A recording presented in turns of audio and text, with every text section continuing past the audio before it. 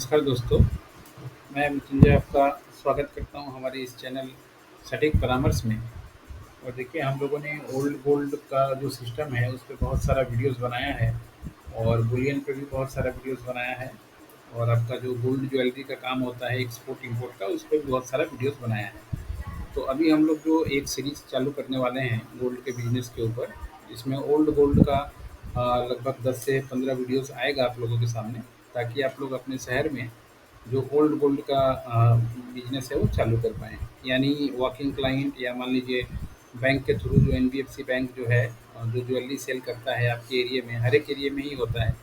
तो उसमें आप कैसे पार्टिसिपेट कर सकते हैं, कैसे ज्वेलरी वगैरह खरीद सकते हैं, कैसे उसको गला के आप ओल्ड गोल्ड में बना सकते हैं, उसका लीगल डॉक्यूमेंट कौन-सा होगा, क्या-क्या कागज़ पेपर मेंटेन कीजिएगा ताकि आपको मान लीजिए पुलिस वगैरह ना पकड़े, जीएसटी वाले आपको ना पकड़े और आपका बिज़नेस बहुत अच्छे से चले।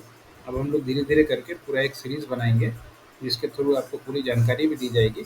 और इसमें हम लोग डायरेक्ट आपके साथ जुड़ के अगर आप चालू करते हैं अपने एरिया में, तो इसमें डायरेक्ट कंसल्टेंसी भी प्रोवाइड हम लोग कराएँगे कि आपके एरिया में कहाँ-कहाँ ऑप्शन होने वाला है। या मान लीजिए आप पब्लिक से खरीद रहे हैं, वॉकिंग क्लाइंट से खरीद रहे हैं, तो क्या कागज़ मेंटेन कीजिएगा, कैसे उसको मेंटेन कीजिएगा, कैसे टैक्स फाइलिंग कीजिएगा, क्या रेशियो में काम कीजिएगा, ताकि आपको कोई दिक्कत ना आए। और इसके लिए हम लोग ईयरली कॉन्ट्रैक्ट भी आप लोगों के साथ साइन अप करेंगे एग्रीमेंट, ताकि आप भी कंफर्टेबल रहें और हम लोग भी कंफर्टेबल रहें काम में।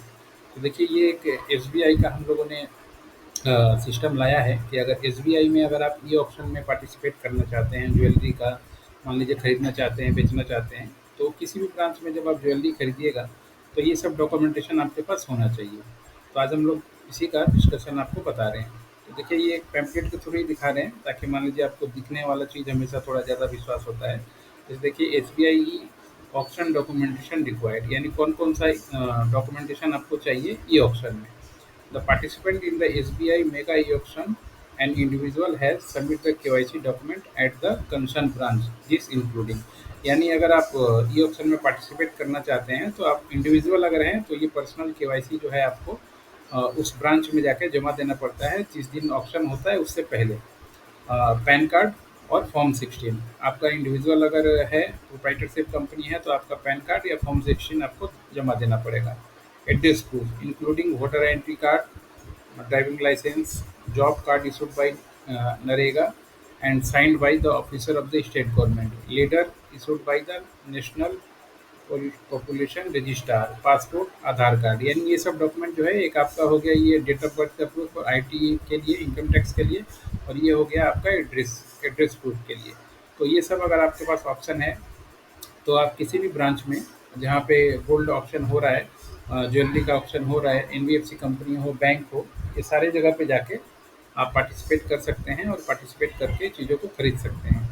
क्योंकि दोस्तों गवर्नमेंट का लॉज है, नियम है कि जो भी गोल्ड लोन का काम करता है तो वो क्या करेगा, वो डायरेक्ट ज्वेलरी जो है वो खरीद नहीं सकता कस्टमर से, उसको ऑप्शन ही करना पड़ता है। क्लाइंट को रिमाइंडर देना पड़ता है, उसके बाद ऑप्शन का डेट देना पड़ता है, ताकि जो भी इंटरेस्टेड पार्टी हो, अगर वो क्लाइंट खुद खरीदना चाहे तो वो भी ऑप्शन में बैठ सकता है।